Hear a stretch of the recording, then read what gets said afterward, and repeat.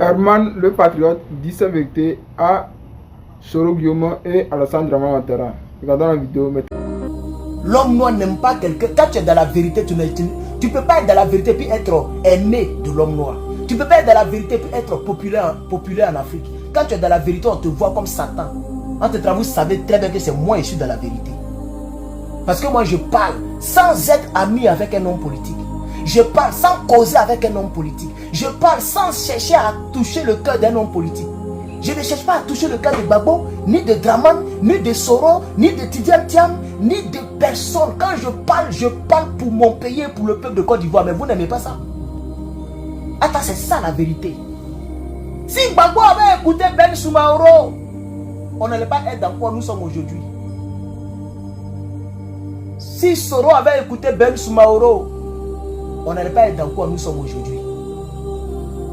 Vous avez été méchants, vous les hommes politiques. Vous avez été méchants, vous les rebelles d'hier. Et aujourd'hui, la méchanceté se retourne contre vous. Voilà ce que Ben Soumaoro disait. On a écarté Alassane parce qu'il est du Nord, il est musulman.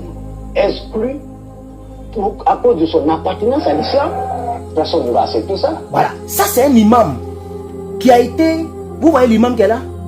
Voilà, un imam de Korogo ou de Djéné qui a été séduit par les discours de Soro Guillaume et de Dramane Ouattara.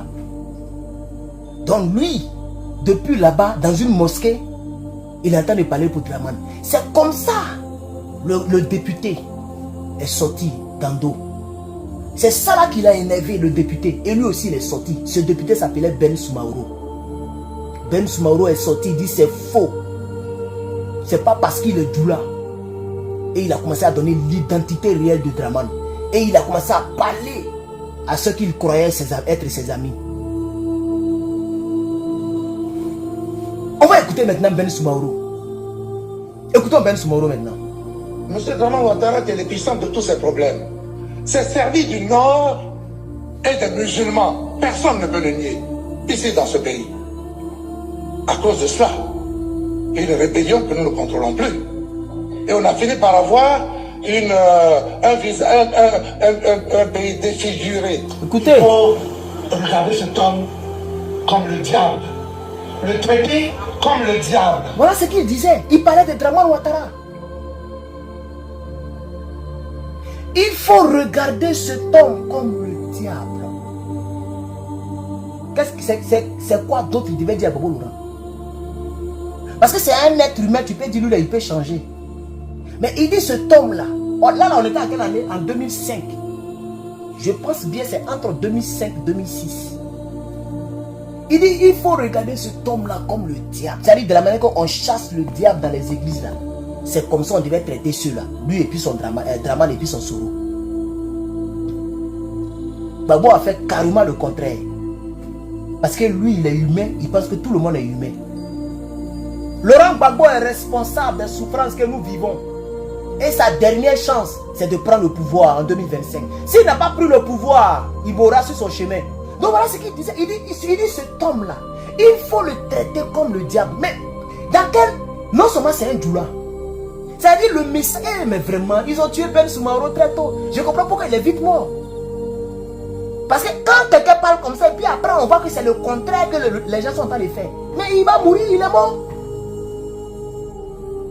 Il dit cet homme-là, il ne faut pas le traiter comme un être humain. C'est-à-dire qu'il ne faut même pas lui donner une deuxième chance. De la manière que Dieu a chassé Lucifer du ciel là. C'est comme ça que Gbagbo devait tout faire pour chasser le monsieur. Dites à Gbagbo Laurent que moi je dis, il a qu'à tout faire. Même s'il va aller réveiller Jésus, il va ressusciter Jésus, il est déjà ressuscité. Mais même s'il va aller à Golgotha pour le ressusciter en chair et en os, ou bien aller ressusciter Lucifer, ou bien Ben Laden, pour venir arriver vraiment au pouvoir là, il n'a qu'à tout faire, lui et puis son Soro. Dieu me dit que les deux marchent ensemble. Ben, c'est les deux qui ont gardé notre pays là. C'est maintenant que je comprends pourquoi les deux là marchent ensemble aujourd'hui.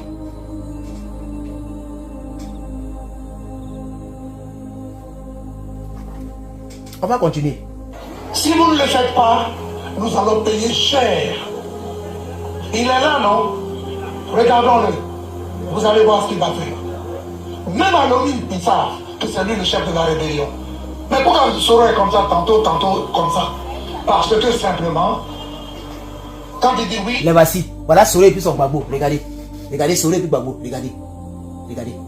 Voilà les deux là même qui ont gâté le pays là. C'est même pas Draman. Les voici. Les voici. Les voici. Les voici. Les voici. Soro et puis Gbagbo. Regardez sur l'image. Voilà Soro et puis Gbagbo Laurent. Qu'un premier ministre d'un pays ne peut pas dormir dans un hôtel. Il s'est donné une maison de milliards à Soro. Mais si la rébellion doit me donner milliards, c'est que je ne vais jamais laisser la rébellion. C'est Gbagbo même qui a induit Soro en erreur. Comment tu peux donner une maison qui coûte des milliards à Soro?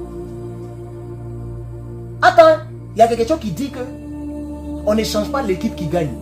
Si la rébellion me permet à ce qu'on me donne des milliards, des maisons qui coûtent milliards, comment je vais laisser la rébellion? Le gars c'est un rebelle, il est à l'hôtel du Golfe. Il faut le laisser à l'hôtel du Golfe là-bas. Il n'a pas devenu premier ministre. Toi tu t'en prends la maison où Bédier dormait.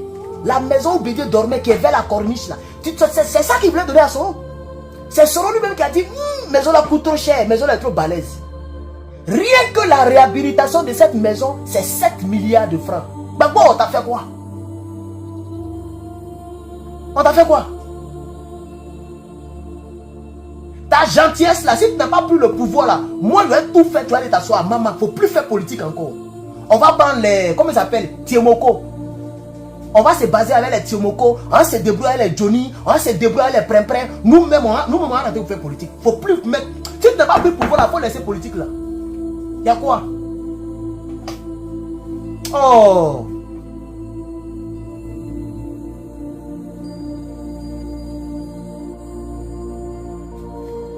On continue. Le lendemain, Alassane m'appelle le soir pour lui dire mais tu es fou. Le lendemain, il dit non. Mais j'aimerais que mes amis prêtent un peu attention à ce que j'ai dit.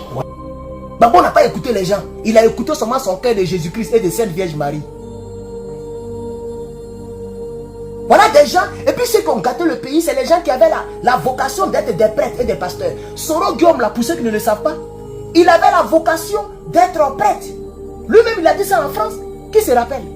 Il y a une vidéo en France là, où les blancs même ont dit que, ah, mais, et puis il dit oui, je voulais être prêtre. Mais, et puis il n'a pas honte, hein. Comment de prêtre, de enfant de cœur, tu te retrouves chef rebelle, égorgeur des Ivoiriens, et puis tu es fier à la télévision des Blancs, et puis tu nargues le peuple de Côte d'Ivoire. Vous voyez, non? Si tu es destiné à être pasteur, va devenir pasteur.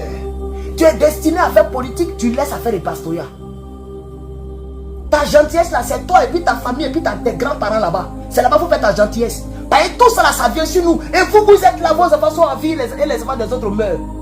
Pourquoi Ben Soumaoro dit ce qui me fait mal, ce n'est pas mes ennemis, mes adversaires. Ce ne sont pas mes ennemis, mais ce sont mes amis. C'est ce qu'il a dit. C'est le mal là qui me fatigue aujourd'hui. Hein. Ce qui me fait mal, ce n'est pas que le fait que Dramane Ouattara soit président et qu'il malmène le peuple de Côte d'Ivoire. C'est le fait que c'est mon frère ivoirien qui a conduit la rébellion armée. Et c'est aussi un autre frère ivoirien qui a envoyé cette affaire de tuerie qu'on appelle IB. La rébellion est née d'un Ivoirien. Elle a été dirigée par un Ivoirien. Et ils ont mis au pouvoir un étranger qui ne veut plus quitter le pouvoir. C'est ça qui me fait mal.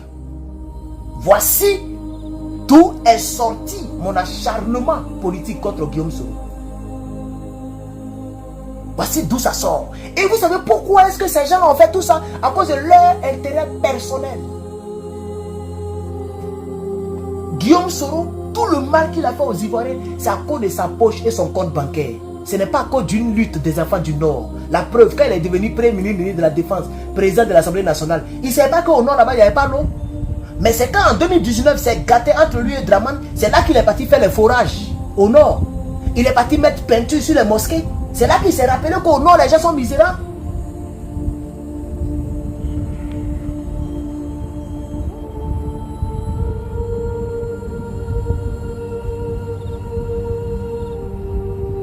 Et donc Ben Soumaoro dit ici, ce qui me fait mal, ce sont mes amis, et on met la photo de Gbagbo, il est toujours en train de rire. Tu ne vas jamais voir Gbagbo Laurent en face de ses adversaires serrer un peu les dents. Voilà, lui il attend de ricaner, il rit, on dirait comme si on est à Mama, on est dans un village pété.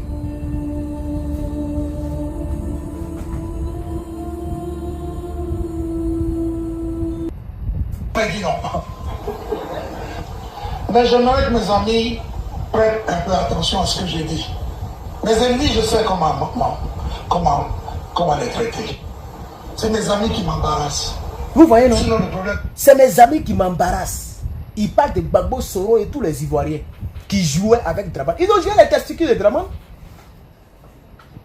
Ils ont joué avec les testicules de Draman. Tant que Draman Ouattara n'est pas mort, il est au pouvoir. C'est vous qui pensez que c'est un jeu.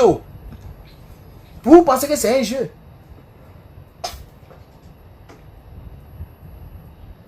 J'ai parlé depuis 2021. J'ai parlé 2022, j'ai parlé 2023, j'ai parlé 2024, j'ai parlé 2025, je parle. On est là, non? On est là, non? Que Dieu nous donne longue vie. Que Dieu nous donne longue vie. On verra si tout ce que j'ai dit là, vous n'allez pas me rejoindre ici. Mais quand vous allez voir qu'on est en 2026, Draman est au pouvoir, 2027 et la vie devient misérable, la vie devient dure. Les vidéos que les gens sont en train de relayer, ça c'est rien. C'est moi-même qui vont prendre pour relayer ici les pages. C'est-à-dire qu'ils vont venir me louer pour aller faire les émissions partout. Les gens vont venir m'appeler partout. Les gens vont venir me dire, Herman, viens dire quelque chose. Parce que tout ce que j'ai dit là, c'est ça qui va se réaliser. Malheureusement. Malheureusement. Quand Dieu passe par quelqu'un pour vous parler, voilà quelqu'un qui n'a aucun homme politique. Vous pensez que c'est facile d'être... Oh, mais toi aussi, il faut rester tranquille. Ah, on t'a payé cher, tu ne peux pas rester tranquille. Vous pensez que faire vidéo sans un homme politique derrière toi, c'est facile? Je suis le seul cyberactiviste qui suis comme je suis là. Tu vas citer tous les autres cyberactivistes, ils ont un homme politique qui peuvent les défendre si c'est gâté. Il y a d'autres qui sont pro-Tiam. Il y a d'autres qui sont pro-Draman. Il y a d'autres qui sont pro-Soro. D'autres sont pro-Gbagbo. Chacun a son petit gars qui va l'aider. Si demain c'est soyé, c'est gâté. Mais moi j'ai qui? Personne. Je suis le seul dans ce genre d'activisme là. Parce que tous les hommes politiques que vous voyez là, c'est du n'importe quoi. Eux tous ont participé au malheur de la Côte d'Ivoire. Herman le patriote, si tu restes tel que tu es là, tu ne vas pas avoir d'abonnés. Hein. Ceux qui sont abonnés là, c'est des moustiques. C'est des moustiques. Quelqu'un qui a commencé à faire vidéo en 2023, regardez mes pages, c'est des moustiques. Il y a encore l'exception qui fait toujours la règle. C'est une formule, c'est un adage. L'adage ne meurt jamais. L'exception fait la règle. Ils ne sont pas nombreux, mais il y a des gens qui savent que je suis dans la vérité. Il y a des gens qui savent, vous ne savez même pas qui est dans mon uniboss. Même enfant de grand pasteur, ça y est dans mon inbox. Enfant d'ancien ministre, ça y est dans mon inbox. Les ministres qu'ils ont tués là, il y a leurs parents qui viennent pour dire pardon. Faut jamais dire mon nom, faut jamais dire temps. Mais je suis la fille de temps, je suis le fils de temps. Je te remercie. Quand je t'écoute là, vraiment tu es le seul qui me fait du bien. Tout le monde a oublié mon père. Je suis la fille de temps. Moi-même, mes larmes coulent comme ça. Mais je n'ai pas dit même le nom de la fille là, même son papa là, il n'a pas dit. Parce qu'il dit bon, ils vont savoir. Aujourd'hui là, qui parle des ministres qu'ils ont tués là? Les arrangeurs qu'ils ont tués là? Qui parle de ça? Qui a arrangé les vrais artistes de Côte d'Ivoire? Qui était leur arrangeur? C'était Arafat? C'était Pointimini, Serge Beno? Jamais. Ceux-là, c'était des plaisantins devant lui. Lui, il a arrangé les Matiko. Il a arrangé les Joël C. Il a arrangé les Betika. C'est ça, on dit les vrais. C'est-à-dire, c'est un concepteur. Il a arrangé les Mewe. Mais qui l'a tué? C'est la rébellion qui l'a tué. C'est la rébellion qui l'a tué. Qui parle de lui aujourd'hui? Qui lui rend hommage? Il est mort en 2002 parce que quelqu'un était au pouvoir. Et parce que quelqu'un était devenu rebelle hier. Mais aujourd'hui, vous les avez oubliés. Vous les avez oubliés.